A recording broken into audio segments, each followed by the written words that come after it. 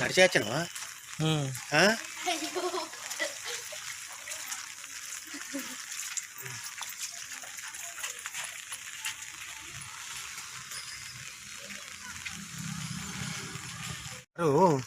ఇప్పుడు ఈ వర్షం పడ్డప్పుడల్లా ఈ బాటకు ఇంకో ఈ పరిస్థితి ఏర్పడుతుంది. ఈ అచ్చుడు పోడు చాలా కష్టమవుతుంది. ఇప్పుడు నెల రోజుల కిందనే కార్యదర్శికి చెప్పుడు జరిగింది. ఎన్నిసార్లు పోయి చెప్పినా అచ్చి చూస్తానంటాను. దీనికి పరిష్కారం చేసుడు జరుగుతలేదు. ఈ వర్షం పడ్డప్పుడల్లా మా ఇంట్లోకి నీళ్ళు వచ్చుడు జరుగుతుంది. ఇగో ఇది పరిస్థితి అని ఇదే వర్షం పడ్డప్పుడల్లా ఇదే పరిస్థితి. ఇంట్లోకి నీళ్ళు వస్తున్నాయి. కార్యదర్శికి నెల రోజుల కాంచెలు చెప్పినాం, మైపాలకు చెప్పినాం.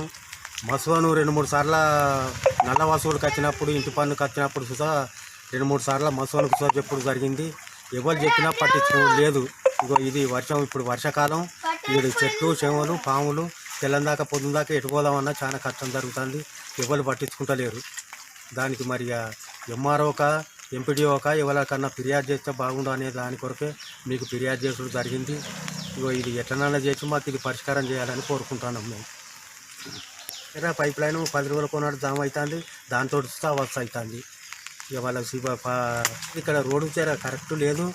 క్లీన్ చేయాలి. దీన్ని మొత్తం ఎప్పటికప్పుడు క్లీన్ చేయాలి. వారం 10 రోజులు కొన్నాడు, నెల రోజులు కొన్నాడా, 20 రోజులు కొన్నాడు, మొత్తం క్లీన్ చేయాలి. ఈ పక్క పొన్న ఇదంతా చెట్టు ఇదంతా జామ్ అయ్యి మొత్తం నీళ్ళు జామ్ అవుతాయి. క్లీన్ చేస్తే ఒక పొక్కు లేకుండా పోతాయి నీళ్ళు.